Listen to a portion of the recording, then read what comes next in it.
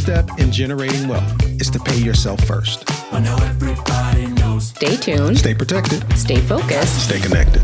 There's a lot of different types of HELOC products that are now on the market, some of them geared towards velocity banking, and that's really good news. This is probably the largest asset you will ever have in your life. Right. Here's some direction and some instruction on how to leverage this vehicle so that you can help yourself, help your family, accomplish your goals. We're not educated that way. We use a strategy to pay off our home in 4 years. Validation of your retirement account says what you thought was a retirement account is no longer one. When I tell you, you're going to be shocked to learn.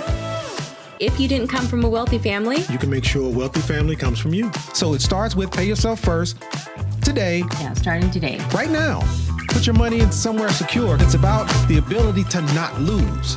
I will take base hits all day long versus winning and losing. Somewhere secure, compound your money, and then you leverage OPM, other people's money, to exponentially grow it. That's how you generate wealth. So whether you're joining us to crush debt or build wealth, time is the most valuable asset. and we're so grateful that you're spending your time here with us.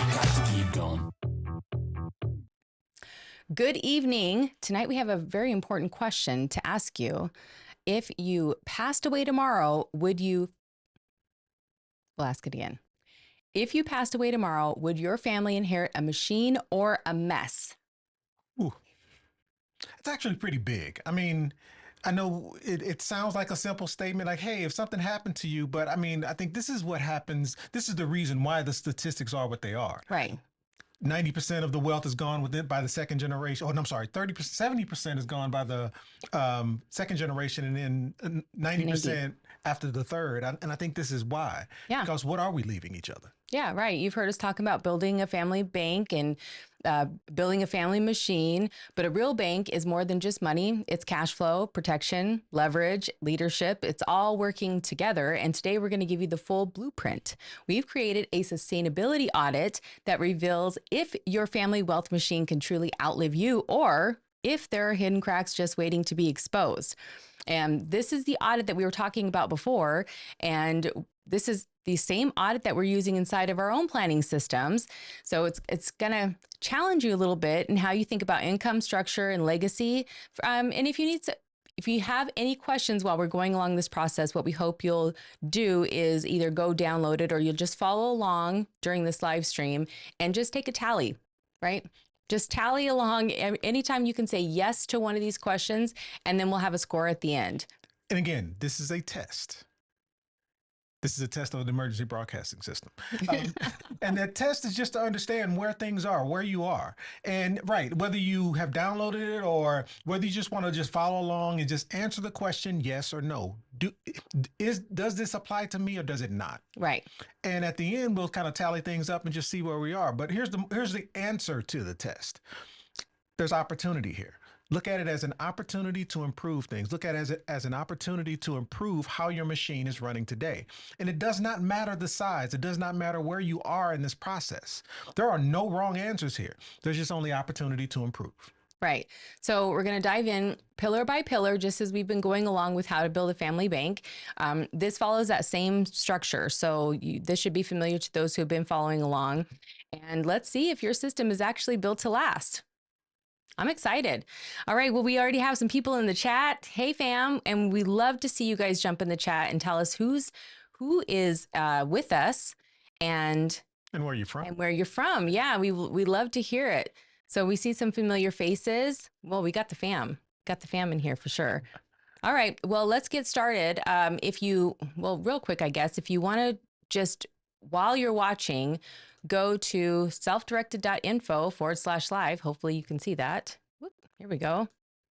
And you'll see it right there on the front page. And then you just download it. That's it.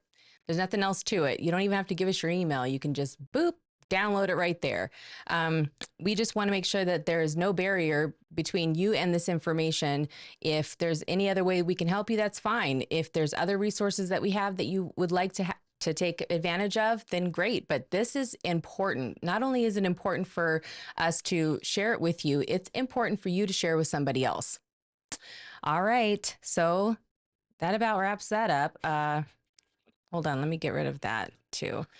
Okay. Here we go. All right. So we ready to get started? Let's do it. All right. Let's jump in. All right. 1, 2, The goal should be, where can I achieve exponential growth? Exponential growth. Let's just get into it. Let's just get Right.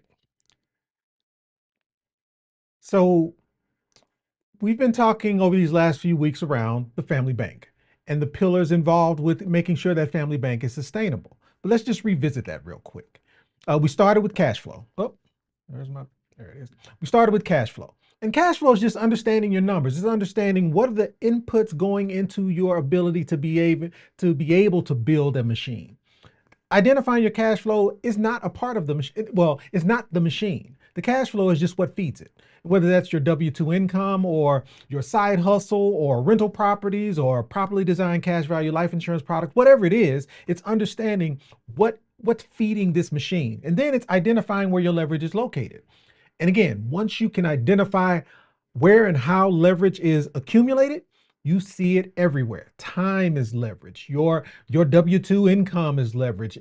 Again, it's everywhere. So when you can identify where it's located, now it's about putting it to work. Well, when you're putting it to work, what does that mean? It's about putting a combination of these two pillars together so that you can start and generate and build a growth over time. So this is how the machine starts. These inputs allow the overall growth to help identify and put your cash flow in a position, hopefully passively, so that you can then have something to pass on. Well, once you've built the machine is now producing that passive income that you've been looking for, we got to make sure that it lasts. We have to make sure that it's protected against anything that can happen today, whether it's a renter or some type of lawsuit or creditors or whatever the case may be. We just want to make sure that it's protected. And then it's also protected for the future. We want to make sure that as new generations come along, as if you were to pass and your kids are now taking over this machine that's producing this income, we want to make sure that it's able to last well beyond you. So what is that structure that you put in place to make sure that happens? And it's kind of hard for that to take place if people aren't on the same page. So it's that process around educating your legacy, educating your circle of trust, educating your family associated with that bank, and making sure that we're all aligned and in the same boat and focused towards the same goal. So today is about testing where you are. And it's about whether or not your family bank can be sustained beyond you. And so I'll call it the inputs for that sustainability audit is structural governance. Meaning, what's that process for, God forbid something happens to you or something happens to you and your spouse, what is that process to make sure it continues? What is that layered structure, whether it's a trust or a will or whatever those things are, what is it? And is it enough? And then that education pipeline. How do you transfer your understanding to the next generations to make sure that wealth continues? Capital preservation strategy. This is just simply saying, how does your money make money? And how does that money continue to be made long after you're no longer here? So what is that process of making sure that a certain amount of your distributions are reinvested to make sure that the machine continues to stomp on? And again, mission alignment. You may have left your family a whole apartment complex, but if they have no interest in tennis toilets and trash, you can almost guarantee that apartment complex is going to be liquidated the minute you're not here. If that was to occur, is the right structure in place so that liquidation can at least continue to live on beyond this next generation? So the test today, and again, it is a test. It's about 29 questions. You're gonna get about 4 of them for free. And the idea is to understand, where do you rank? And this is the honor system. So as I walk through these questions, just assess yourself, what's a yes and what's a no.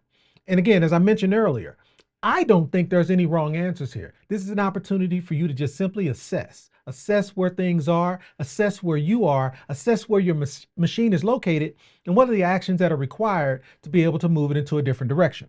So we want to start this test with cash flow.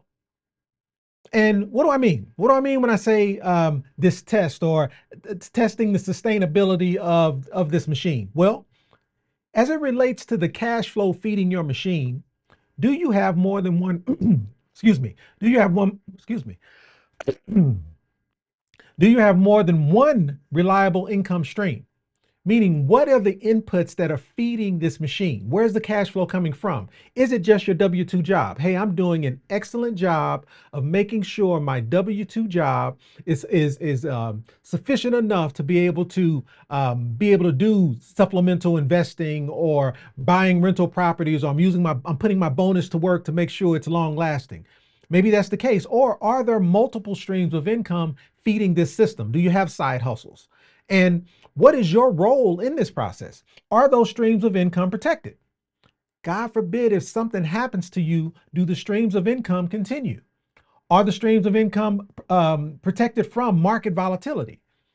Is one large piece of your portfolio a stock and or bond portfolio?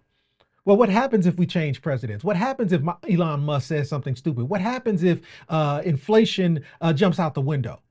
How is your machine protected? And so again, question one, do you have more than one reliable stream of income? Yes or no? Are those streams protected from market volatility? Again, yes or no? Is the cash flow allocated? Is the cash flow from the system that you're creating, from the machine that's being built, is cash flow allocated to feed insurance premiums? Why is that important? Is that cash flow from the feeding of that machine designed to reinvest itself? Why does that matter? Well, that matters because if the system is solely dependent upon you, what is the likelihood of it being able to continue if you're not here? Is there a family operating system? Is there a family operating budget, rather, tied to the wealth plan? This is just ultimately stating what is that process to make sure things are able to go beyond you? And that's the goal. And so when I talk about a machine, and again, I know you guys love my handwriting. When I talk about a machine, I'm really talking about something that's pretty basic, meaning, do you have some type of secure compound interest account? Is there a self-directed 401k that owns some rental properties, some subject twos, some land, some REITs? Do you have a first and or a second position HELOC? And are you using that HELOC to feed this SKIA? Meaning this machine is being fed by all of these different inputs. Maybe you don't have that pension today, but is there a pension coming? Maybe it's just your W-2 income that's feeding this machine for now. Is there crypto involved? How about rentals, stocks, and ETFs? This is not all encompassing, meaning maybe you have something more than this, or maybe even something less. Again, there's no wrong answers here. My point is, what are those inputs that you have today that are feeding that machine? Even if the machine isn't fully functioning as of today, what are those inputs? And how are those inputs structured is what we want to talk through. So those were the first 4 questions. Next, we want to move to leverage. And ultimately, it's just understand, or do you fully understand where leverage is located, and are we using leverage efficiently? So are you currently using other people's money to accelerate growth? What do I mean? Well, if we go back here to these rentals, if I've got rentals, am I using OPM, other people's money, to help, am I using it as leverage to get the initial investment, and I've got some process that I'm using to pay back the mortgage or pay back the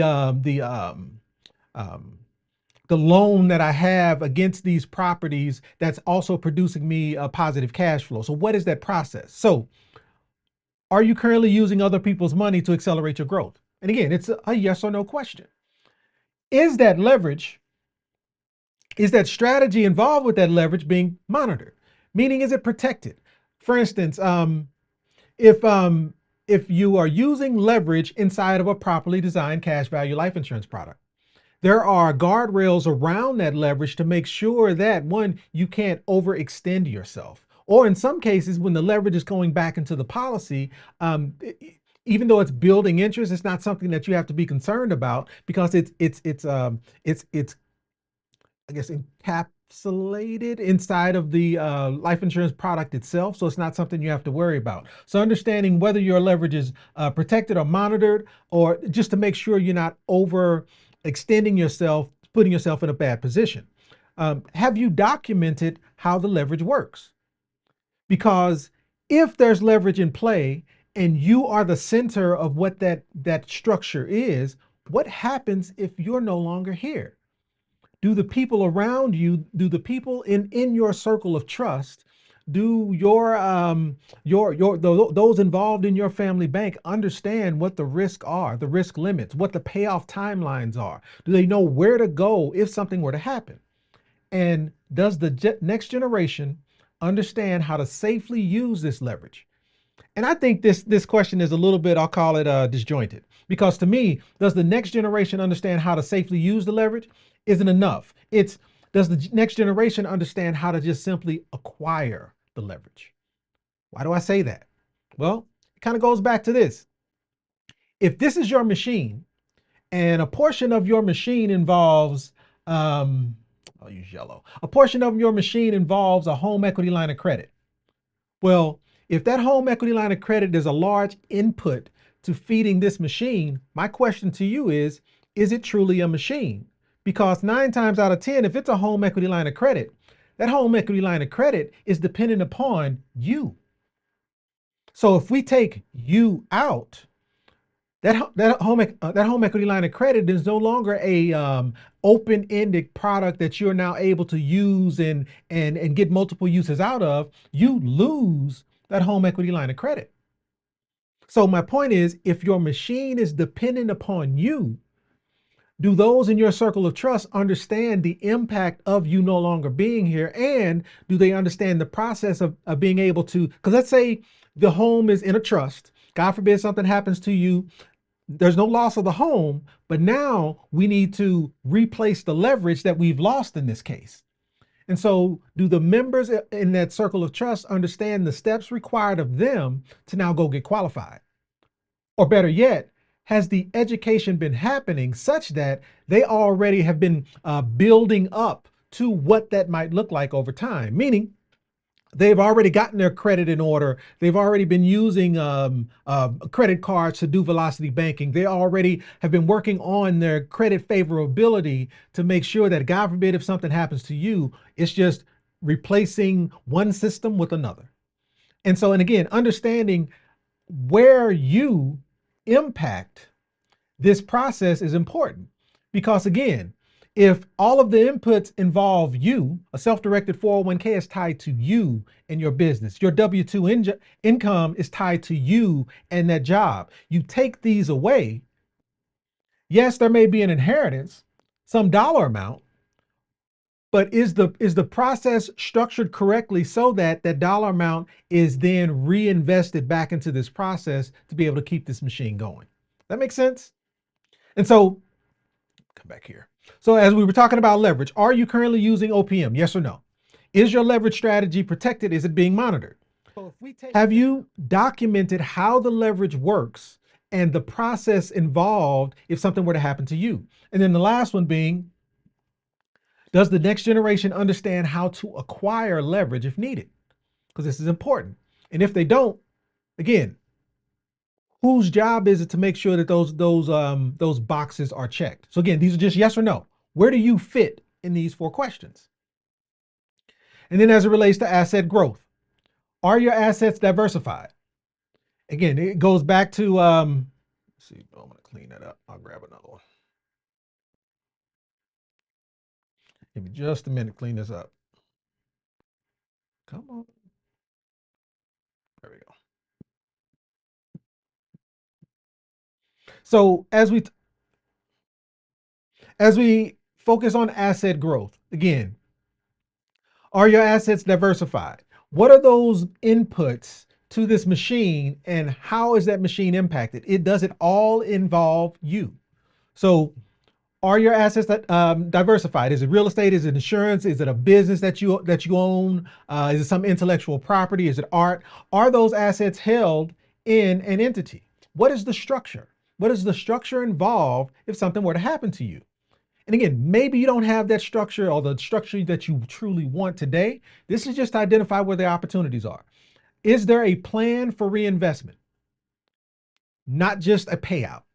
So meaning, again, if it's a life insurance based product and that life insurance policy is on you, something happens to you, there's a death benefit that pays out. Well, what's the role of that death benefit, and what is the reinvestment process to make sure that death benefit continues to compound, continues to make money? Because the only way you can make sure that generations are taken care of is if that money's making money. The ideal situation is you're living off the interest. Do you have a buy/sell agreement built inside of your operating documents? And why? What's the point? It's to cut down on any disputes, meaning we have a process. If you want to take a distribution and go open up a liquor store, there's a process to bring it to the committee, bring it to the team, bring it to that circle of trust to assess whether or not this is a viable option. And so there's no because I said so. It's a system. It's a process that kind of pulls the emotion out, and we focus on the strategy and the facts. And can your assets grow without you? And I think this is a big one that we could probably do a whole stream on, but because a lot of us think we have a machine in place, but the truth is that machine is 100% dependent upon you. And so if something happens to you, is it truly a machine? And what are those actions required to make sure that it becomes one?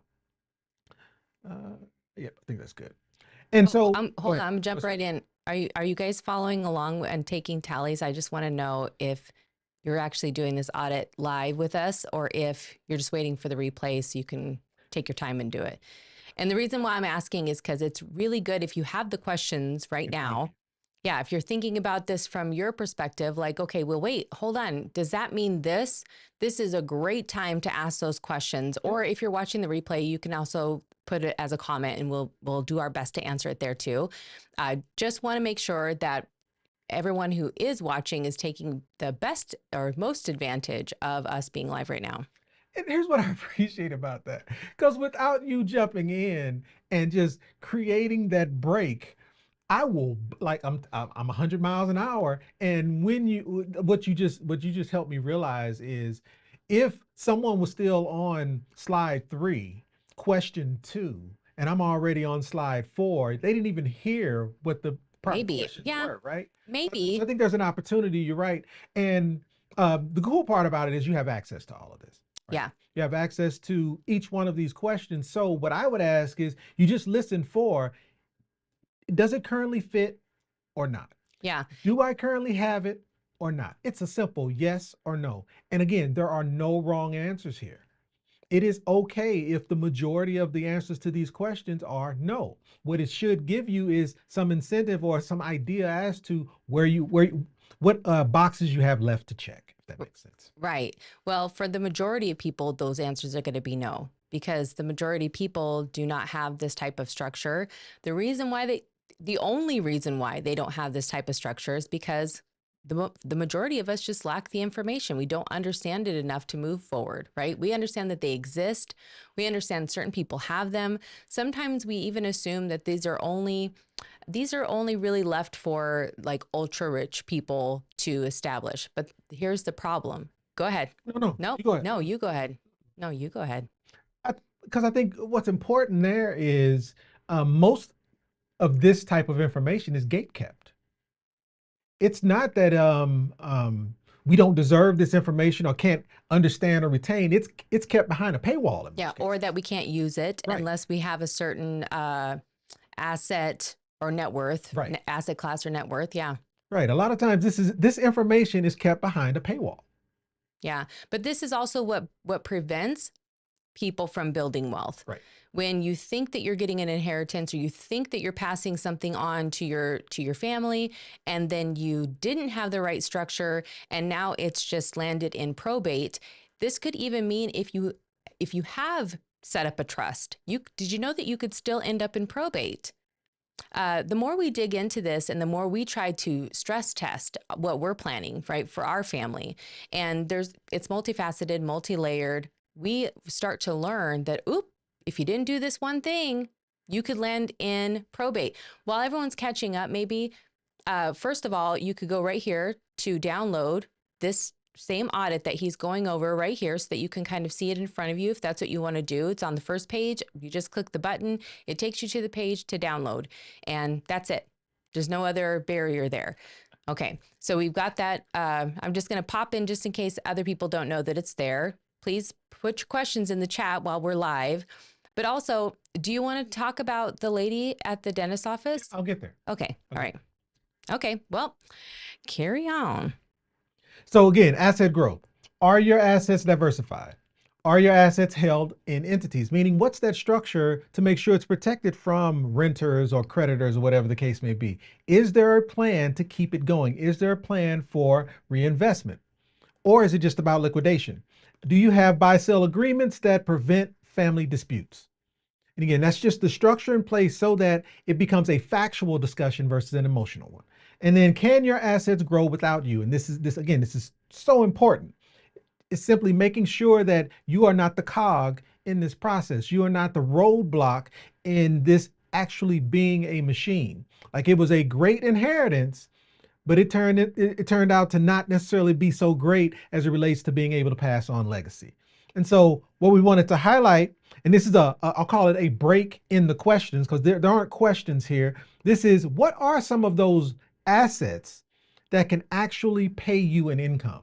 Meaning, if you are assessing your machine and you've realized that a lot of the assets that you have are dependent upon you, what are those actions you should be taking to make sure that they transition into assets that can actually be sustained on their own?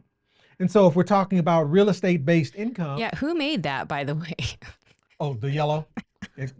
Just, I want to formally apologize that I didn't catch this to fix this. He'll read it out loud for you. Absolutely. My bad. It's all good. So for real estate based income, we're talking about multifamily properties. And again, I get it, the tenants, the toilets, the trash, but don't be so concerned about that, because you also have the commercial real estate like self-storage facilities. But the bottom line is those real estate based income producing assets like multifamily properties, vacation rentals, commercial real estate, agricultural land leasing, parking lots or slash garages. This is a big one. I've been seeing a lot of people picking up land in the Midwest and simply turning them into staging areas for trailers, parking lots for those who are transitioning products across the country and just using it as a lot to store. There's a large opportunity there. And in addition, with these large areas of land, there's an opportunity to create or build cell towers and lease that land to the AT&Ts and the T-Mobiles of the world. There's your business and royalties. This is one that I wish I had a place in, because I think in my mind I'm some performer that I'm not, but my wife has it, and that's understanding like book, music, patent royalties, franchise ownership, automated online businesses, book, music, patent royalties, and even vending machines. And I think this is one that there's a huge trend going on right now as it relates to not just vending machines, but laundromats. And then online courses or licensing. A lot of people are putting a lot of the information that they're sharing and providing behind paywalls, and there's an opportunity to build consistent income around that. From a marketing and financial income perspective, marketing and financial income, you've got dividend paying stocks. And again, these are impacted by the market. They do have some market fluctuation impacts. So you got dividend paying stocks, municipal bonds, preferred shares, private equities and funds, and also structured notes. And then the last one being one of my favorite, insurance-based products, whether it's insurance trust or SKIAs or premium finance strategies, but it's the life insurance-based strategies that are simply designed to produce income. I am not talking about death insurance. I'm truly talking about life insurance. It's insurance that if you structure it correctly, you can use it while you're living. And there's a death benefit that pays out that allows you to continue building wealth, irrevocable income trust, and then pensions and or annuities. And again, this is another one where I think this is a great time to identify annuities that make sense, because there's thousands of them out there. But there are some great annuities out there that offer bonuses and can put your large sum of funds in a position to where it can produce a lifetime of income. So insurance-based products, obviously one of my favorites. So these are assets that, when we talk about asset growth, these are some of those assets that will allow you to remove yourself from this process to allow your machine to continue to run. Yes, ma'am. Oh, my bad. Did the wrong one. Okay. This was my biggest question. My biggest question was what happens to the machine if something happens to both of us? What happens to the machine if something happens to one of us, right? But what happens to our machine, especially for our family, if something happens to both of us? These are uncomfortable questions to ask. This is why this is so important. It's not to ignore this entire section. Here's why. If you asked yourself the same question, what's the answer? What would still produce income for your family? What could still produce income for your family for generations? What are those opportunities? The world is going to change, but and the opportunities for assets are also going to change as well. If they had to catch up with the education, what are the things that you have in place today that could continue to produce income? Not a windfall payout that could possibly be blown, right? Not a windfall payout that would have to be held in some account where the bank is getting a free loan while your heirs or your kids, your family, your spouse would be getting a stipend, right? Not that. Something that is going to continue to grow for your family and produce income.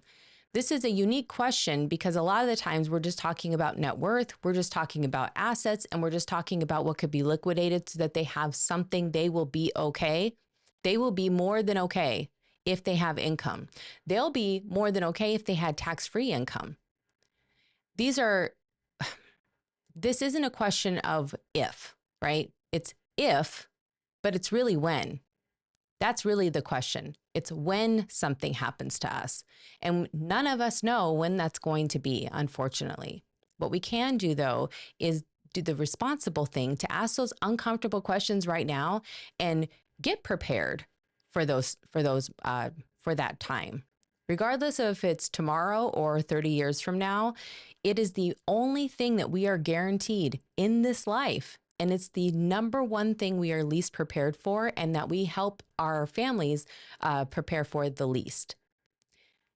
Shouldn't it be the thing that is like on the back burner because we already have the plan? Right? That's right. Shouldn't it be the thing that we can sleep at night because we understand and we know that everything is actually going to be okay. And now we can just focus on putting more life in the years, right? And that's what I think this gifted me and our family. This gifted me this sense of protection, stability, a closure on questions that I wasn't even comfortable asking, but they were always haunting, like just around me, regardless of if I tried to not think of them, right? They were always questions that would come up. I know I'm not the only one. And so that's why this particular question is so important. And this section is so important. What's going on here with my camera? All right, back to you. All right. And so, and on that note, because it leads right into the next, I'll call it phase of questions, and that is protection. And again, this is protection about today. So trust-owned insurance. Is your life insurance owned by a trust, or is the owner of the life insurance policy you? Is the beneficiary of the life insurance policy a person, or is the beneficiary of the policy a trust? And entity structure. Are your entities and trust structures set up to protect against lawsuits and creditors? This is super important because if not, and how about this? What we've learned over these last few weeks is the structure you think you have and the protection you think you have may not be enough. You want to make sure you are having the right conversations with the right educated individuals to identify where the holes in your process are. And then liability protection. Do you have personal and business umbrella liability protection in place? If we're talking about businesses that produce income, do you have the right protections in place around that business in case something happens, workman's comp, whatever the case may be? And then succession planning. Do you have healthcare directives or power of attorney processes or succession plans in place if something were to happen? And again, why is this important? Well, if you're again, if the machine is based off all of these different inputs and you have a rental property in place, what is the proper structure to make sure that if something were to happen with this rental, it can't pierce the veil and impact the full machine? Do you understand what that structure looks like? And that's important. And so I wanted to just kind of highlight this for a minute is if you have a rental, what is the ideal structure to make sure this, again, you have a renter and he trips and falls or slips on ice and he wants to sue. What does that structure have to look like to make sure whoever that individual is cannot pierce and impact this machine? Well, most people realize that you have to have a holding company. That's not unusual. So some type of LLC, S corp that the renter sends in, because it's that holding. If they sue, it's that holding company that they'll come after. But here's the problem: a lot of people forget that because this is an income producing asset. Let me do a laser. Because this is an income producing asset, if that income is coming to the trust, then what's happening is you're setting up your trust to be sued because the income is then coming to it. But what if you had a operating company? Operating company saying, okay, any rent paid from the renter is coming to this company, and the rental itself is sitting in this holding company, which keeps you protected, keeps your trust protected. And regardless of what happens with this process, it can be pierced to be able to impact your trust. But most people don't understand what, and again, this is a very simplified, I'll call it layout of what this structure should look like. But the key is, if you don't know these things, if you said, hey, I've got a rental property for each one of my kids. And if something happens to me, I'm going to pass on those rental properties to each one. And it's all in the side of a trust and everything's going to be fine. Is it though? Do you have the right structure in place to make sure? So as it comes to protection, is your life insurance owned by a trust? Liability protection. Do you have personal and business umbrella liability protection in place? Yes or no? Entity structure. What are those entities that you have in place and how are they layered together? If we're talking trust, irrevocable versus revocable versus dynasty, how is that laid out? And then succession planning. Do those after you understand what that process looks like? But that's the protection for today. What about that protection for tomorrow? That protection, God forbid, if you are no longer here, how do we make sure that circle of trust continues to expand and grow with generations? So do you have a trust, whether it's dynasty, revocable, or irrevocable? And are the roles and responsibilities clearly defined? Are your assets correctly titled in the trust? And this is important. And this kind of speaks to, I tend to have these, it's weird when we're talking about a specific subject, either the subject ends up entering into a discussion that was quite random to me, or there's a situation that occurs that applies. And this week I was at the dentist and I was having a conversation with the lady around the fact that she lost her husband, and her husband did all of the right things. The trust was created. The problem is inside the details of the trust, simply the wording, how the trust was worded. It mentioned a credit union is where the funds were sitting. It didn't mention the type of credit union. So just to use a random name, if the credit union was Navy Federal, but inside the trust document, it only said credit union, even though it was a trust, it is not a will, it still forced everything to go to probate. Something as simple as not naming the specific institution. Did you know that? I didn't know that. But my point is, are your assets correctly titled in the trust? Do you even know what that titling should be? So tell them what ended up happening, though. That's the part. That's probate. And once going through that probate process, spending the money on the layer, spending the money on the lawyer, spending the money on the process for going through probate, it was then finally released to her. But the bottom line is this could have been all avoided by just understanding that naming convention matters inside of your trust. Does your trust include a reinvestment mandate? This is important because this is the process that will allow your machine continue to machining. This is the part that will allow your money to make its own money. This is where compound interest lies. Meaning, if you've got some type of a payout from a cash value life insurance product, maybe you have a stipulation on no more than 60% of that 100% total can be used. The remaining 40 has to be reinvested. Whether that means buying policies on descendants, whether that means a portion of that cash flow or cash value being used to do external investments to generate a spread. Whatever that process is the right process in place to make sure those funds are being reinvested.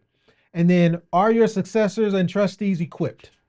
It's the training, it's the education, it's understanding and making sure that we are all aligned and on the same page as to how this process is going to work. And then my favorite, financial education. And again, these are just simple yes or no questions. Does your family understand the difference between cash flow, equity, credit, how to use leverage? And again, this is the foundation of whether or not your machine will be sustainable. Because if you understand velocity banking, if you understand how credit should or shouldn't be used, if you understand that your cash flow has to be a certain dollar amount and you can't exceed the size of line of credit that you want because your cash flow is what's going to repay that dollar amount, God forbid something happens to you and you now transition this process over to your descendants and they have no idea what this process looks like, how long is it going to last? Not very long. And so, have you held any formal financial education sessions with your heirs? And let's be clear, that family Zoom that you and I did does not serve as that formal financial education with your heirs. Facts. That may be an opportunity to identify where opportunities are, but have you held formal financial education sessions with your heirs? Meaning, is there structure in place to make sure this message, this information gets passed on? Do you know your life insurance? Do you know how your life insurance policies work? Because not all life insurance products are the same. Not all life insurance products are structured the same. Who built it, how it's structured, how it compounds, all of those pieces matter.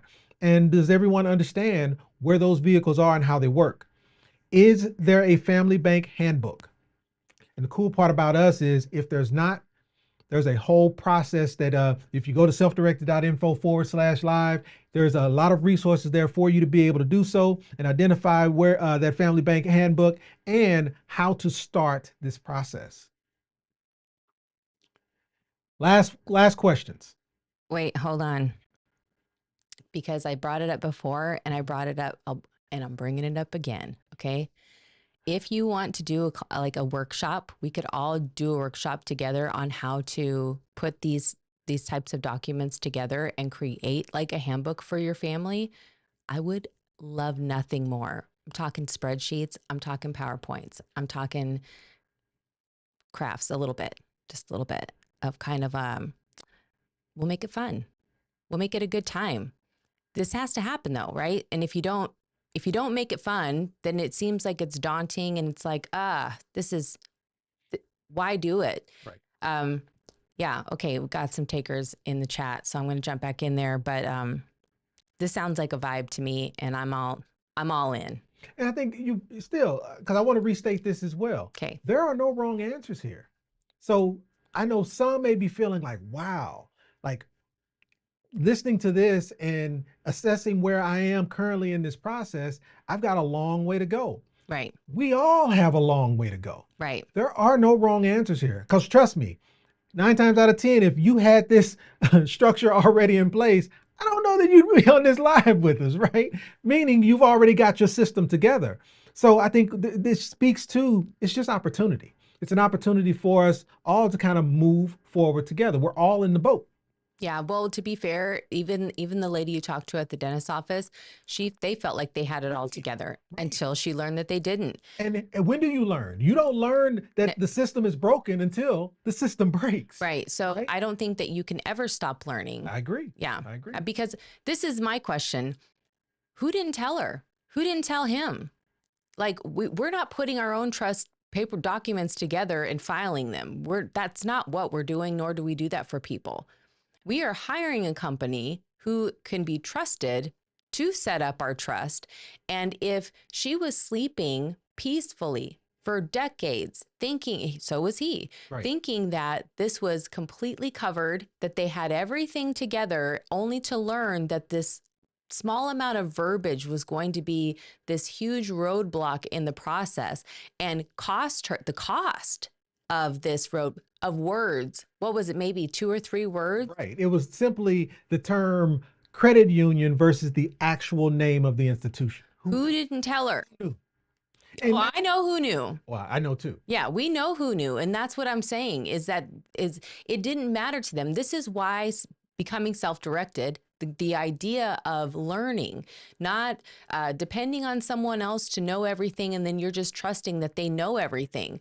It's you're learning what these things are so that you can then identify when somebody else isn't tied to your outcome and could care less, right? There's no one coming to save. That's right. And so for us, that just happened over and over in our story, and we realized that we're our own best advocates. We have to learn this stuff. This idea that this person did not tell her or him, her husband, when they were setting this up or after it was set up so that they could make those changes, what is diabolical. Let's be honest. This was, I'm not tied to their outcome. It doesn't matter to me. Maybe it was their attorney and they knew this was kind of how they thread this. This may not be fair, but we know that there's no good reason why it was left out. But we can peel that back a little bit, because 9 times out of 10, most of these documents are prepared by some paralegal. Well, that's where I was going. And then what ends up happening is those documents are prepared, and then the person in charge, the lawyer in charge, assesses that document and says, yes, I sign off on this, right? And so you're absolutely correct. If we had to guess, in most cases, that paralegal's financial structure probably has opportunities as well, right? And so there's opportunity all the way around. So the best thing that we can do is be our own advocate, because there's no one coming to save us. So That's at least having that checklist to know, at least I know this is the checklist of stuff that belongs in this document. Hey, lawyer, hey, paralegal, can you just confirm that these boxes are checked? Hey, Yeah. I was watching this live with this couple, and they said, it's not, you have to be very specific and particular as to the name of the institution that is involved in where those dollars are sitting. Is that true or not? It's just, we are now armed with the questions to ask. It's no different than the HELOC questions, right? Walking into a bank being armed with the information, so at least you can be a part of making sure this process is effective. Or to understand why they may steer you away from certain things. Right. I mean, that's part of the battle already. When you walk in, you go, yeah, well, they paid their house off in 4 years with this product. Why? I want one. And you're looking at the lender or your banker, right? And wherever you bank, and they go, why would you want one of those? Well, because the Stidhams, they've not just the Stidhams, but many other people who have done the same thing that they've done, have walked in, got these products, paying their houses off so fast with these things. Why wouldn't I want one? And if you don't know why they would push back, if you don't know that you can continue on and push forward, then you're going to be discouraged and maybe led to believe that this isn't a good idea. Right. Not understanding that it's not a good idea for them. Right. Yeah. And so that's where I have to go. Are there bad professionals out there who provide these services and could put people at risk? Absolutely. And plus, people just are humans and we make mistakes, right? Like, that's fair. But these are mistakes that could be avoided if we just understood to be able to catch some of those as well. And we have the opportunity and the information available to do so. What's that? What's playing in my head, because I think I'm this person in a lot of cases, is, so you're telling me I got to be a lawyer too? Oh, right. Well, I say that all the time. Right? Like I didn't have enough to do.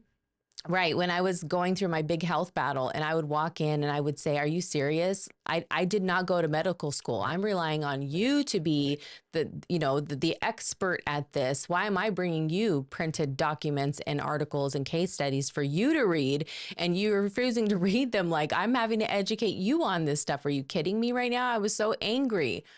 But I would not be here today in the condition that I am today if I did not advocate for myself and get educated. I wouldn't, because they weren't tied to my outcome. And I think that's the part. It's no, we're not saying you have to become a lawyer, but you do need to identify where the opportunities are in this process to make sure you protect you. That's right. And to do also on that same page, if you're wondering like what do I ask them? If I'm going to get somebody to help me, what do I ask them? Here, I'll put it on you since it's easier to see.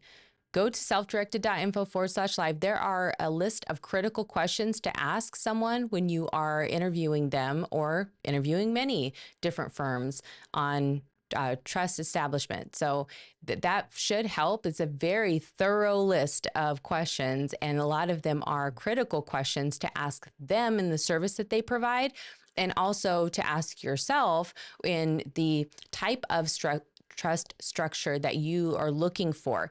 They sometimes won't ask you the questions to understand what it is you're actually looking for. They will tell you, oh, what happened? Nope. Okay. I know what happened. That thing flew over here again. They will tell you what their packages are or what they offer, but a lot of the times they don't even talk about dynasty trusts. Right. Yeah, they don't even talk about the family bank trust, right? Like the one that's going to matter. Don't even talk about it at all. They don't talk about having multiple trusts, right? And I think it's a lot of the reason is because people just assume that you have one will cover it all, and they're just glad to get a client, right? Maybe they'll set it up later. And I think for what we've learned that's okay. Like get started for sure. Get started, get structured, and get self-directed. And I'll give another tip away. Okay. It just came to me now because I think the process is similar. And that is when I interview banks, I'm to a point now where when I started this, I used to interview banks. I used to ask banks questions, really the same questions that are in that HELOC guide. I don't do that anymore. I send banks the HELOC guide. I send them the questions and I say, answer this for me. And I think it's no different with the trust. When you're vetting these trust companies, because I think we almost, because I can see it in my head, like I'm on the phone or I'm on some Zoom and I'm asking them questions from this list. No, I should be transparent and be like, no, you go answer these questions and then you come back to me and explain to me which ones do or don't apply. Yeah, and that way, if to be fair though, that way sometimes they really don't know the answers to some of those questions, and it gies them the time to go and do that research too, right? Exactly. Because when you were calling around Bank of America and you were saying we don't do HELOC, first position HELOC, like we don't have that, and you were like, yes, you do. And how many people did you have to call and say, yes, you do, you have this product? Far too many. Far too many, until finally one person was like, yes, we do. Nobody really knows that we do this, but yes, it's a thing. And my goodness, if you would have stopped at the first, the second, the fifth, the eighth, right? And you would have said, well, I guess they just don't, because there's all these people that agree that they don't have it. Right. Until Grace was her name. And until she had said, yes, we do. But had you not known to push forward, we wouldn't be where we are. Like our machine would look completely different because we wouldn't have been able to plug that gear in, which was obviously supercharged it, right? True story. Yeah. All right, here we go. All right, so go ahead. You summing it up? Yep, last four. Okay, here we go. So we finished up with the financial education piece. So now we're just moving into the unity and vision. What are those questions? And have you defined a shared vision? This is that constitution discussion. And at the core of that constitution is let me see if I get it right, statement of wealth transfer. I can't remember what the I is. Intent. Yeah, statement of wealth transfer intent. So meaning, what's your story?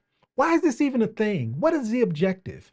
And rallying the circle of trust, your family bank, around understanding these are the tenets as to how we're going to approach this and why. Guiding principles. Is there a known mission or guiding principles for your wealth? Meaning, is there a long-term goal for this machine as well? Could it be charity or scholarships or charitable organizations or whatever the case may be? Are roles clearly defined? And as I'll call it, people transition, do those roles evolve as people transition? It may start out as you and your spouse, but what happens when the grandkids are involved? What's the role that they play and how are they groomed to understand how this machine works? And again, those family meetings. And I don't mean those meetings where I'm on that family Zoom with you. I'm saying host, make the family trip more structured to plant the seeds in those individuals who will be taking over this machine when it happens. So again, have you defined a shared vision? Are the roles defined? Again, yes or no. Is there a known mission? And do you host family meetings? Yes or no? And that's it for the questions. So if you were scoring yourself and you were somewhere around -12 or somewhere between 13 and 19 with a yes, or somewhere between 20 and I think there's 29 total, but 20 to 25 as a yes, where do you fit in this process? And I go back to, I don't think there's a wrong answer here. If you're here, what that tells me is there's opportunity. There's opportunity to check some boxes and close some gaps.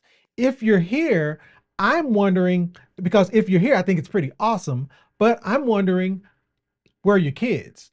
Where are the others in your trust? And are they do they have the same boxes checked? Or if God forbid we remove you from this process, does this process continue? And if you're here, kudos to you. But I would have to believe there's still opportunity to make sure that the word Navy Federal is there versus credit union, or making sure that the right entity structure is in place to make sure that the veil can't be pierced if something were to happen. So again, we've been through a lot of questions. And the idea is, where do you fit in this process, just to make sure you understand where to go from here. What are those steps from here? What are those actions you take from here?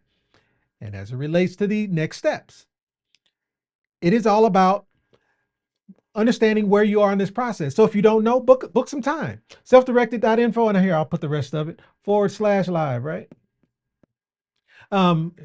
Yep. Like the E. Woo, fancy. There we go. /live. So self-directed.info /live. Get on my calendar and let's discuss it. I have no problem with that. That's what I'm here for. Watch the playlist. We did the 7 pillars, and we tried to be spread them out so that we didn't flood you with all of the information at once. So we took some time to break down each individual pillar to hopefully better allow you to retain the information. And please go get the resources. Self-directed.info /live. So if you want to get on my calendar, it's self-directed.info, click on calendar. And if you want the resources, it's self-directed.info /live to be able to get those resources. So I think that's it. Yep. All right, we have a question. Let's do it. Okay, Mr. Lewis, Roger Lewis. How you doing, says, sir? when you are getting a late start like me, let me turn this off. With the Family Bank Lifestyle Protection, and you are less than 10 years from retirement, what is the best product to get started with?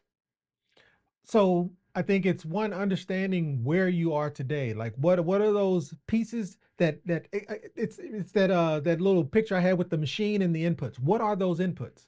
Just understanding, getting a good solid assessment as to what's the state of today. And then go asset by asset, piece by piece, and understand what is that structure for each one of those. And if you were not here, you remove yourself from this process, does this machine continue? If the answer is no, it's whatever the desired step would be to be able to transition those pieces to make sure that they will continue beyond you. And in some cases, like for instance, I've got a term policy. A term policy is nothing more than a death benefit payout if something happens to me. So there will be a lump sum that ends up in the machine. The question is, how do you reinvest that lump sum to make sure it's able to produce a lifetime? So does it, or is there detail in the trust that takes that lump sum from that term policy and transitions it into an annuity that produces income for life? Again, there's many different steps, many different paths you can go down, but it's just understanding. I think the first step for you, sir, is just to understand, where am I today? And then taking the necessary incremental steps to be able to transition those assets to become inputs for a machine that can sustain your lifestyle. And I think one of the biggest opportunities for you is to make sure that if retirement is within the next 10 years, making sure that your retirement is sufficiently in place. And everybody's machine, it's not one size fits all. It's different. 100%. Yeah. So if you heard something and you go, well, that doesn't really apply to me, that doesn't mean you don't qualify for a machine. Right. It doesn't mean one can't be built with the assets or opportunities that you have. That's what I really love about this, is that when you understand how something works, when you break it all apart, then you understand what the parts can do, right? How the parts can function. And now, even if it didn't fit your use case, you understand, well, could some of these parts still plug into my machine? Or could I build a machine with them? Absolutely. And I love this about learning and peeling back the layers, because now you can do things that other people said couldn't be done. That didn't have as much impact with this mic bump. Okay. You can do things that other people said could not be done. We are proof of that. When Donnell first set out and Heath had the idea, remember, you first had the idea to connect your HELOC and, it was velocity banking and your HELOC to cash value life insurance to your SKIA, right? Right. And you went, well, shouldn't you be able to just utilize leverage in a way and supercharge this, like turn it into a machine that feeds itself? And you talk to velocity banking experts, you talk to HELOC, infinite banking experts, tons of life insurance agents, some of them, that are out here publicly talking about things. They all said, why, like, Donnell, you're hurting our brain, right? Essentially, tell them what they said. Well, I think it was rooted in, this is what I sell. I think when you peel it all back, it's, this is what I sell, so only do this thing that I sell. Or I only want to talk about this thing. Exactly. Versus, let's step back and understand how things can work best. How do things work best? That's not the discussion. The discussion is, hey, I sell this product, so the only thing I want to talk about is how this product should be sold. And you're right. I talked with a lot of people, especially the infinite bankers who were adamant that there is no way these two things went together. And my logic just would not allow that to be. And I'm really glad that you didn't give up, because once you started, I went, what are we doing? Because in the beginning, I was just like, what is all of this? I really was not on board. And it just sounded like debt, because that was the belief system I belonged to, that debt was debt. It was all bad debt. And I've since been on my healing journey with debt, and it's now leverage. There is such thing as bad debt, but now it's all leverage and I understand it better. Back then, though, when you were figuring out this thing that couldn't be figured out, and then you figured it out, I have to apologize, because when you were really excited, elated that you had figured this out, you wanted to confirm it with somebody that you had figured it out, and you couldn't because nobody would talk to you about it, right?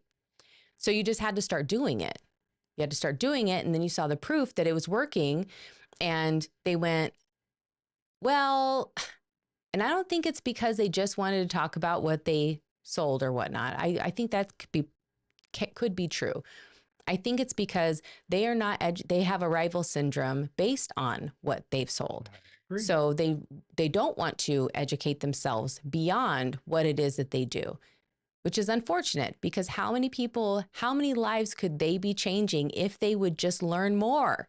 And then they could arm their clients with this information and everybody could be winning. It's crazy.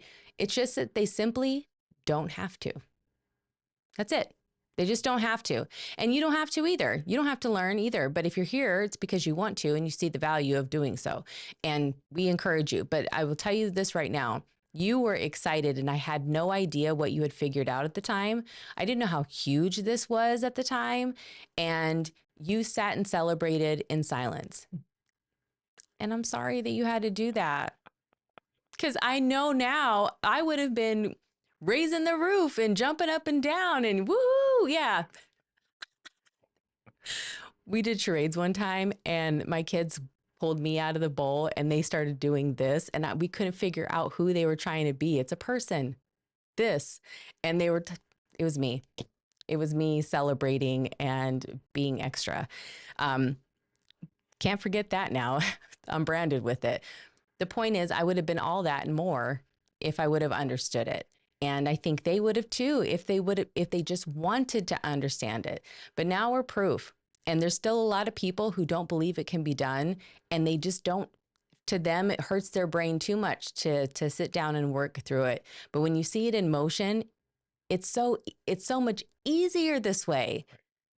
Golly. Yeah, we can't get this out to enough people. So with your help, we can do that. If you are able to share, you know someone who you can share this information with so that it's each one teach one, right? Get this out and share it with your family. Let's get everybody a machine. That's the goal. Yeah, the point was it's not one size fits all. And it may mean that you have a unique piece that you want to connect together and you want to figure out how can these feed into each other. And you like challenges like that. Well, and to that point, because I've gotten a few calls going, and the sentence starts off with, well, all I have is, and it's also not about the size. It's not, whether you have one rental property, no rental property, a side hustle. Maybe you do Uber and you've got a W-2 job and that is your machine. The question is, how do we make sure we get the most out of that cash flow as possible and get it into a vehicle that can transition to generations after you? It is not about the size. It's about efficiency. It doesn't matter the size. Yeah. And if you are the first generation in your family, I think this is probably super important. We are the first generations in our family to have these discussions, to learn all this stuff, to get to this point in net worth or in structure, even asset classes that we're invested in. We're the first. We're the first ones to do it.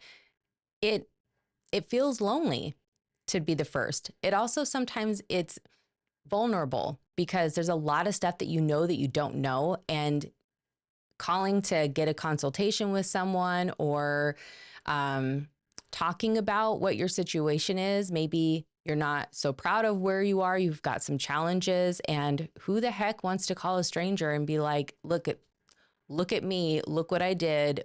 Look at this mess. We were a mess. And we needed help. We needed access to information. That was all we needed, was access to information. We are being the change that we wish to see because there wasn't anybody to call. Wouldn't you have loved somebody to call? Donnell. We were renting. We didn't even own a house. We had been taken out by the 2009 crash, and that really messed things up for us. And so on more fronts than one. And we had to pretty much start from ground zero. And if we can do that in this short period of time, you can too. So I know that sometimes people are a bit hesitant to get on your calendar, especially if they are feeling some kind of way, but there's no judgment. What we are looking for is just, where's the leverage? Where are the best starting line for you, and what's one foot in front of the other is essentially what we're looking for. What are the assets that you can leverage or utilize to be able to build a machine, even if it has to start off this big, right? That's it. Yeah, that's it. You ready to come back? Let's do it. All right. Let's see. Hold on. I think I got to find it. Yeah. I don't know what happened to it. I gotta find it on here then. All right, here we go. So just remember, if you're on fire, stop, drop, and roll. One more time. Say it with me now. Stop, drop, and roll. Do that. Do it like pro. Do that.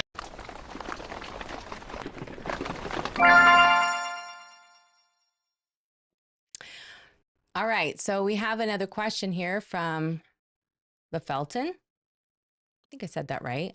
If you have an IUL that is structured incorrectly and you've had it for 2 years, is it too late to change it? Oh, it's a good question.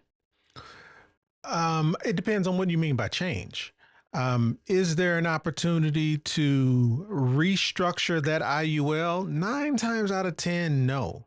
But if you have cash value, you can move that cash value into a properly designed, properly structured vehicle, and then pick up from there. So my point is you do have options, but it just kind of depends on your goal. And though I think we can redefine what those options are based off what your goal is.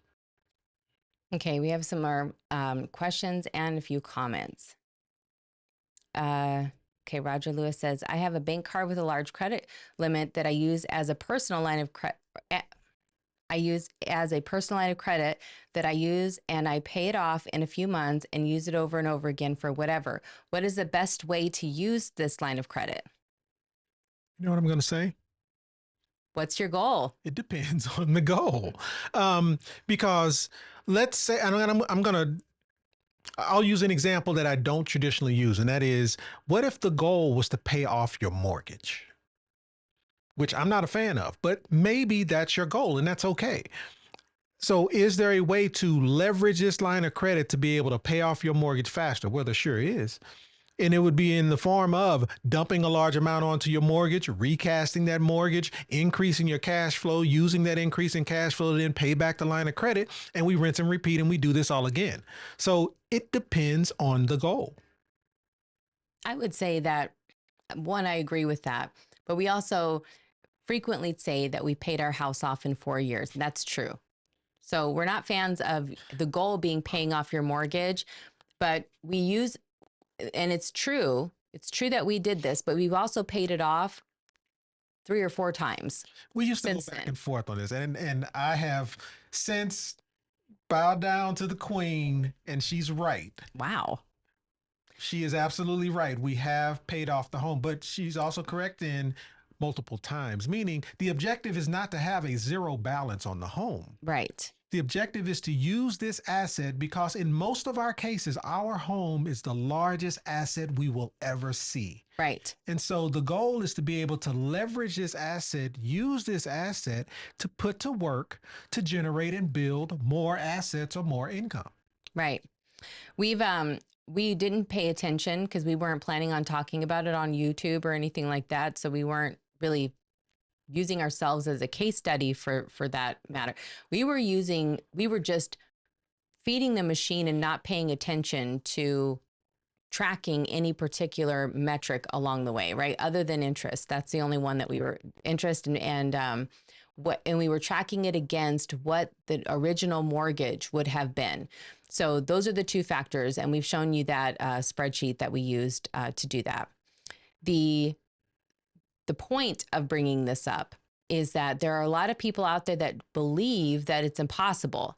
Some people have even said anyone who tells you that you could pay your house off in 5 to 7 years is lying. We're proof. And when we finally had to go back just so that I could prove it and do the math on when would we have paid off the original mortgage, like that amount of money for the original mortgage, when would that have occurred? It was at the 4-year mark. We couldn't figure it out for a while because we had, paid it down and then made an investment, paid it down, financed a car, paid it down. And then, so if the balance was anywhere between $10,000 and $60,000 on a $400,000 property, right? Original balance, then tell me why, who cares?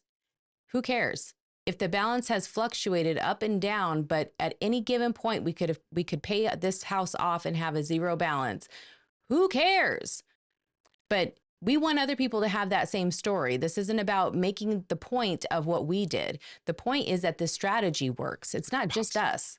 Yeah, it's not just us. So if you're using your line of credit, your credit card, for instance, and you're looking for the best way to utilize that, put yourself in a position to get access to more leverage to then increase the size of your machine.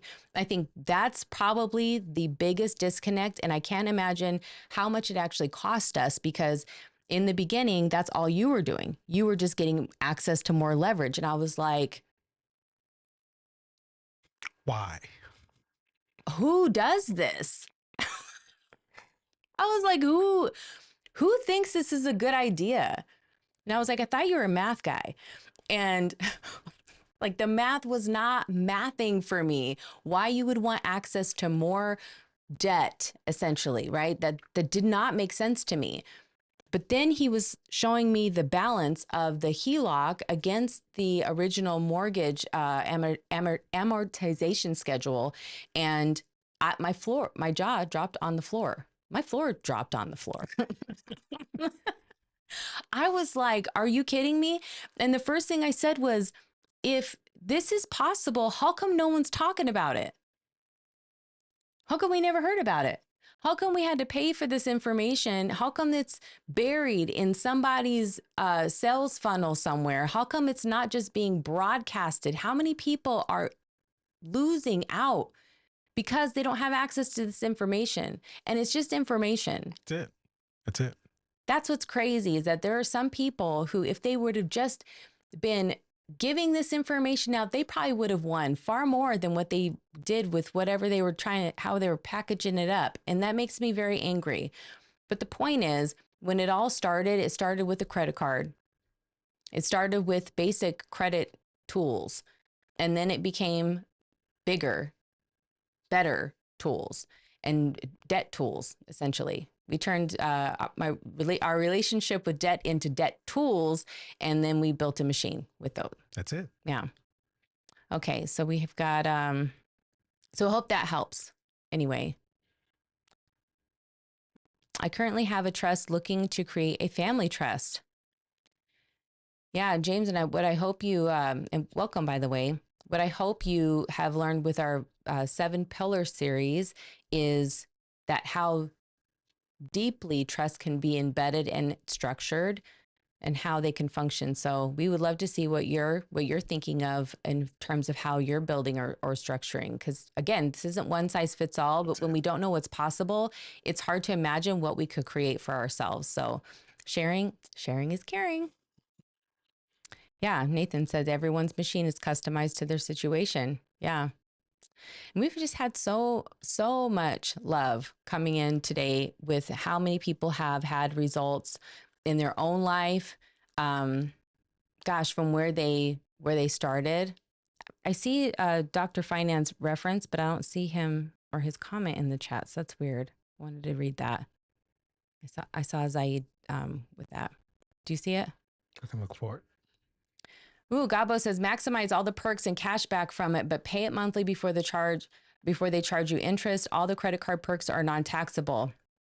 Couldn't agree more. When we were first getting started, we had the Hilton card. I don't remember which kind of Hilton is it. I got it right here, actually. Hilton Honors. And so I was paying for something. Hilton Honors was how we were actually going on family vacations all year long.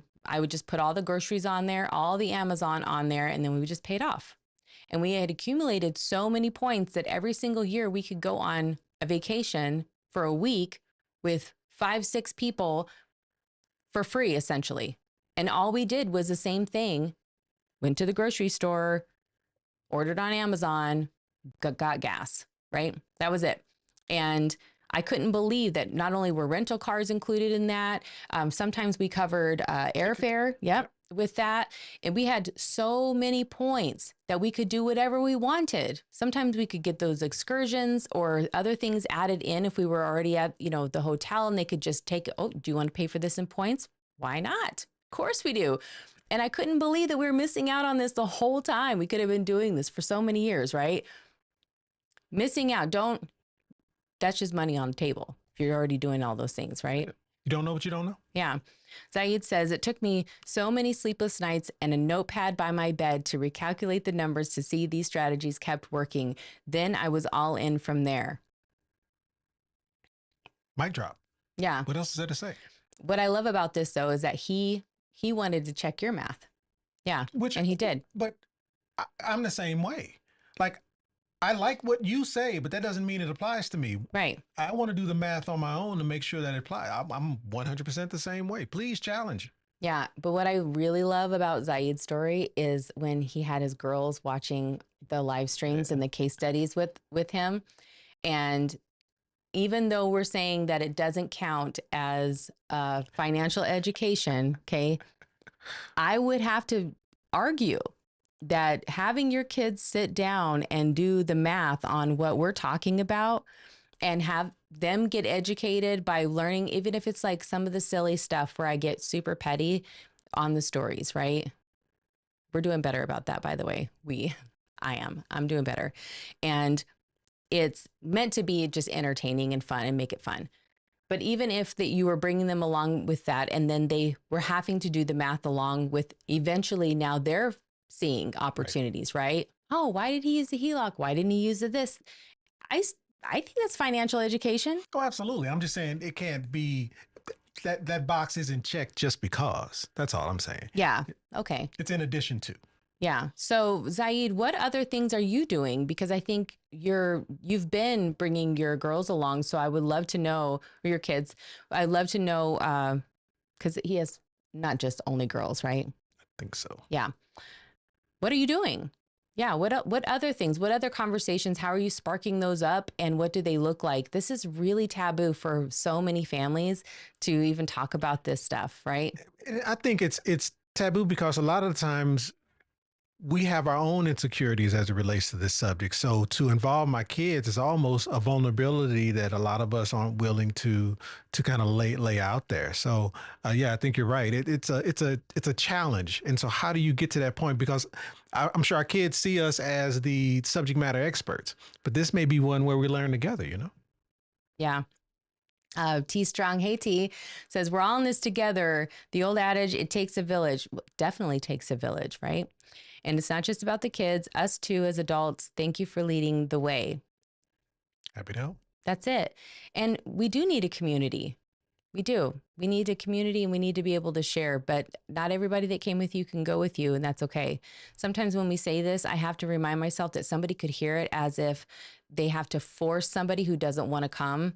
And also, let me say that I was someone who didn't really want to come, right? But I didn't have the option. I was going regardless. I think being the proof is more important than trying to convince somebody to start with you. So if from what was impactful for me, what instantly had me jump in the boat was seeing the proof. There wasn't anything I could argue. There wasn't any theory or any math I could throw back of what if scenarios of how it could all go wrong. It was going right. And I could see that it was going right. And then I could pick it apart and think, how could this go wrong? But once you see the proof, it's really difficult to do that because you then go, well, why would I focus on that? And why wouldn't I just understand how to grow this machine, how to improve things along the way? So yes, takes a village. And thank you for being here. And thank you for being a part of our village. All of you. Thank you so much. All right. Let me see here. He ran so quick, he had a dabs for it. I'm trying to get through all these comments. Okay, he said he answered your question. All right. Yes, definitely book a call. Hey, Rob. Hey, Rob. Hilton Otter's fanatic, right? Am I right about this program? Here's what you have to remember around, like, not just Hilton Honors, but cards in general. Usually we forget to have them continue increasing our credit limit. And so as great as Hilton Honors is, take advantage of making sure you're allowing that credit limit to continue to get pushed, because and I'm not saying getting it increased to use, it just becomes additional leverage that you have available. So don't miss that opportunity either. Mr. Taylor. Hey, Mr. Taylor. Hope you and your missus are doing good. We are very blessed to happen upon the Stidhams when we did because we were woefully underprepared and undereducated about life after Ford Motor Company. They were willing and able to educate us on the possibilities, and Mr. Taylor is officially retired with confidence. We love that. Yes, congratulations. Okay, Roger has another question. My immediate 2 goals are to pay off my mortgage along with my new HE loan. Can I use the line of credit I mentioned early to be used to pay off both of them in 5 years? I think there's a lot more detail I would need, but I think the moral of it is it's about your cash flow. Your cash flow is what's going to allow you to pay anything off at some clip or some frequency. And so can you leverage this line of credit to then, again, from a velocity banking perspective, pay off the HE loan or whatever the case may be? Yes. Yes. Now, the 5-year mark, though, is kind of dependent upon what's accessible, what's available to you. Like, for instance, if in your line of credit is 50,000, so you're going to take a $50,000 chunk, dump it into the HE loan. The issue that I have with that is when you do that, the HE loan payment didn't change. Ideally, you would hope that it would, but in most cases it does not. Versus you take that same 50,000, dump it into your mortgage, you have the ability to recast that mortgage, which changes the mortgage payment, which allows your cash flow to increase, which allows you to pay back the line of credit you just used faster. So I think it kind of depends. This is where you have to take a holistic view, because in some cases there may be other debts it makes sense to address first, because the more cash flow you have, the easier it becomes to pay down other debts. And speaking of other debts, we have a whole series dedicated to HEA, HEI, and HE loans because the government has deemed them as poison pills. There's a lot of legislation out now en route to making these illegal because of how predatory they've been for people and families. There's over $40 million lost in homes. That's terrible to think about. What I think is the most disgusting thing to see is if you can find the company that you have the HE loan or HEA or HEI with, and go find how they address and market to their investors. Go find that specific documentation, even if you have to request it as if you are a potential investor and or stockholder, and you just want to be able to see their spread, right? You want to be able to see what their company looks like from that perspective and how they talk about you, how they talk about their clients. Because I promise you, it is not we help people, we give people loans and their home equity and freedom and all the things that they have these influencers out here saying about these programs. That's not it at all. They are talking about how they are swallowing up communities, families, homes whole, and how it's at the benefit of their investors. So if your goal is to pay off your mortgage, I would say pay off that HE loan and get out of that as quickly as possible. Get into a HE lock, because then at least you can. It's open-ended. You have more flexibility. Right. And you're not locking in your funds, because right now you're locking them in the HE loan and you're locking them in the mortgage. And so that's where you're looking for more leverage. But if it's just another loan and it's not a line of credit, then it poses the same problem. And part of that problem is what Fidel is asking. He said, got in late and it may not apply to the subject, but wanted to see if you can give me a quick example of how you, of using your money, same dollar twice, is what he was, what they're talking about. I heard you say it in a video a while back, but didn't understand. So yeah, clarify, same dollar twice. Having a loan, you cannot do this. And so that's where this would be really important. Okay. So let's say you make $5,000 in income, and you've got a debt tool, a line of credit that you're using to drive your income through. Let's say that line of credit has a balance of $20,000 on it. So again, you make $5,000 a month in income. You have a balance on a line of credit of $20,000. And the goal is to pay off a car or pay off debt or whatever the goal is. Again, it's specific to you. But how do you get multiple uses out of the same dollar? Well, in most cases, what we do is income comes into a checking account. We pay bills from that checking account. And when we pay bills from that checking account, we can get one use out of that dollar. One of those bills might happen to be that line of credit. So again, $5,000 came in, paid my normal bills, Netflix, car notes, stuff like that, and I paid my $500 a month note on the line of credit. If I just continue that, how long would it take for me to pay off that $20,000 balance on that line of credit? It will take quite some time. And the reason it'll take time is because that one monthly payment isn't sufficient enough to overcome the compounding interest happening on that line of credit. So again, how can I get multiple uses out of the same dollar?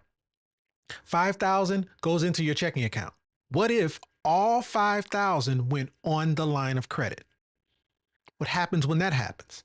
$5,000 came into my checking account, $5,000 went onto the line of credit, the balance of $20,000 went to $15,000. But you still have to pay bills. But can we acknowledge when your $5,000 hit the line of credit, it satisfied the monthly payment and it dropped the balance on that line of credit to the lowest point it could possibly be for that month, meaning at that point you're accruing the least amount of interest. That's one use out of that dollar. But you still have to pay bills, still have Netflix, still have Hulu, still have car notes, and you incrementally pay those bills from the line of credit. And let's say you've got $3,000 in bills. So $5,000 went in, dropped the balance from 20 down to 15. You paid that $3,000 throughout the month. Where did the payment of the bills come from? It came from the line of credit. You just took the $5,000 income that was sitting on that line of credit and took that same dollar amount and paid the $14 a month on your Netflix bill from the line of credit. So you just got two uses out of that dollar. And at the end of the month, the balance wasn't 20 grand. It wasn't 19,500 from the $500 payment. It was 18 grand because your cash flow of $2,000 is now sitting on that line of credit, allowing you to accrue less interest as well. And let's be clear, if you needed that $2,000 at any point, you have access to it sitting on the line of credit. But notice, income went onto the line of credit, satisfied the payment. That's one use. I still have to pay bills from the line of credit. So when I pay it from the line of credit, I just got another use out of that same dollar.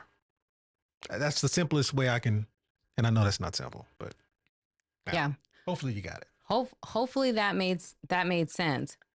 The way I like to think of it is you're doing the exact same thing. You're just getting not as good a result when you're doing it the way that you're doing it. But the cash flow living on the debt tool is why this strategy matters anyway. And so a lot of people get caught up in the idea of using the same dollar twice. If you think of debt snowball, this is essentially the same thing. You're reallocating a bill or that payment to a different place to have a different result. And when you're tight in this way, right? A lot of people start with debt snowball because they are tight on cash flow. And so if you have to be able to qualify in this way, sometimes that little $14 example that you were talking about makes a huge difference because now you have satisfied that payment from their end. And so therefore it seemingly increases your cash flow, but it actually does satisfy the payment. So now that amount of cash flow that you do have sitting on your balance applies to your principal. Let me give you a simplified one along those same lines, though. You've got your Hilton Honors credit card. Netflix is $14 a month. If you were to just simply pay the minimum payment on that Hilton card, it's $100 a month. But what if you took that Hilton card and paid that $14 Netflix bill from the Hilton card? When you do that, the balance went up $14. But that that $100 a month that you're putting onto that Hilton card, once that $100 hits that Hilton card, even though it's the minimum payment, you can say that $100 satisfied both the Hilton card payment and it also satisfied the Netflix bill. you get multiple uses out of that same dollar. Like there are many different versions here, but the bottom line is it's understanding where your leverage is located and how can you get the maximum amount possible out of that leverage. And when you just understand that concept, you start looking for leverage everywhere. I am not a fan of using a credit card for velocity banking, but sometimes that's just where you got to start. But when you do that, when you improve your credit profile, when you improve that your ability to be able to access other pieces of leverage, you can then qualify for tools that actually function as tools, like a home equity line of credit. And you get the points. There is literally no reason if you're making purchases anyway and you're just going to be paying it off anyway, there's no reason to not funnel it through to get the points. None. People say, "Oh, I only pay cash for things." Why? Why would you do that? Why would you do that? Why would you not just go get free you free trips, free whatever? And a lot of people say, "Well, I can't afford to go on vacation with my family." Sure you could. If you earned a vacation just off of doing the stuff you're normally doing. That's what you're missing out on. That's how crazy this is. Oh, there's an annual fee. You're going to pay that annual fee anyway. Let's say the annual fee is $300. Let's just make it crazy. Okay.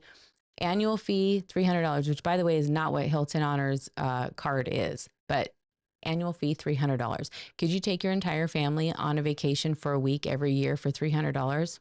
No. Get the card in motion. Get that card out. Get that card out and use it. And I mean it. But it starts with understanding like it's not as simple as get that card out and use it, but you do have to understand your profile to get that card out and use it. Right? Yeah. Understand the steps. Put your debit card away and use your credit card in the same way you're using your debit card. Build your credit, utilize the points, get your gains. Get your wins. Okay. Whoa. I pre-fired that. Answer before the Hold on. Yeah. Pre-fired that. First. My bad. Okay. Cynthia, I had to tell you something. You missed it here in the chat. Cynthia was like, "Can you explain recasting your mortgage? Do all banks do that?" Nathan, he's like, "A recast is a reamortization of your mortgage using the remaining time left on the mortgage." Gabo, he's like, "Yeah. Okay. But not every bank does recast. And the recast is basically adjusting your new balance to a longer term in order to get a lower mortgage payments and free up cash flow." Get in here, guys. Get in here. This is the beauty of the community. Get in here. Yeah. Gabo's like, "Look, you beat me to it. Okay." Let me tell you something right now. If you are not in the chat, if you are not inside of this community, you are missing out. If you're not utilizing this community, you are missing out. There are so many people who have stopped by. They have just like put their information and their situation in the chat, and the people of the chat just handled it like it's a group project. This is how amazing. And here's the best part of all of this is none of these people knew these strategies before they started watching on YouTube and learning, just like you. Now they can answer your questions in the chat, like legitly answer your questions in the chat. And that's what's crazy about this is it's not just you have to be at some level to help people and hand this information to them and help them and share this with them. You can, I mean, we have the proof right here that it's not just us who learned how to do this. It is hundreds and thousands of people who have learned how to do this. And it's not just the learning, you've got to apply it, right? Learning without action is that's not it. So you've got to be able to and be willing to apply it as well. And the goal is to win. The beauty around it is this information is so readily available, and the whole goal and purpose is so that you win. Man, right, said, took years to get my wife to understand this. We're going to pay for those items anyway. Yes, we're doing it anyway. So we might as well just get something for, it's like, this is the best participation trophy that ever existed. Points, right? Thank you for buying groceries. Here's a reward. Where are you? Who's doing that? Well, credit cards. That's who's been doing that. There's a reason why, because they want you to mess up, right? They want you to get tripped up. They want you to not be responsible. That's the part. There's a whole documentary on credit cards, Frontline PBS, if you want to watch it. It's free on YouTube. You should watch it, actually. The history of credit cards, how it came about, why all of this predatory rates and lending is legal, so that you understand why they have these other things. You just flip it around, use them like they're trying to use other people, and it's a win-win, right? That's the part of leverage. Yeah. Because again, once you understand it, once you understand how it's applied, it's everywhere. Okay. Is it a good decision to use a recast strategy on my mortgage now if I already refinanced my mortgage back in 2012? So let me rephrase or restate, because I think what you're saying is you have a great rate. If you refinance in 2012, I think what you're saying is it a good idea for me to do this because it may impact my great rate? Well, a recast is just a recalculation. It's not a refinance. And you don't hear about it much because in most cases for a bank, it's administrative. A refinance might cost you thousands of dollars. A recast might cost $80. A recast might cost a maximum of $200. So it's just a recalculation of the same loan over the same period of time. It's just a different amount. So it's just simply a recalculation so you don't lose that great rate that I assume you have from 2012. But break, and we have done a lot of recast examples, but I know sometimes it's hard to find specific examples. We are doing a better job of sorting those, and we're having them all edited now. So that's those are already rolling out. But recast and refinance are two completely different things. One of the biggest advantages that sellers might have in this market to date that nobody's talking about, the reason why they're not talking about it is because realtors can't make money off of it. That should be a clip. Is selling your mortgage, selling your rate. If you have a mortgage that is recasting is available, depending on what type of mortgage you have, what type of loan you have, you can sell that mortgage.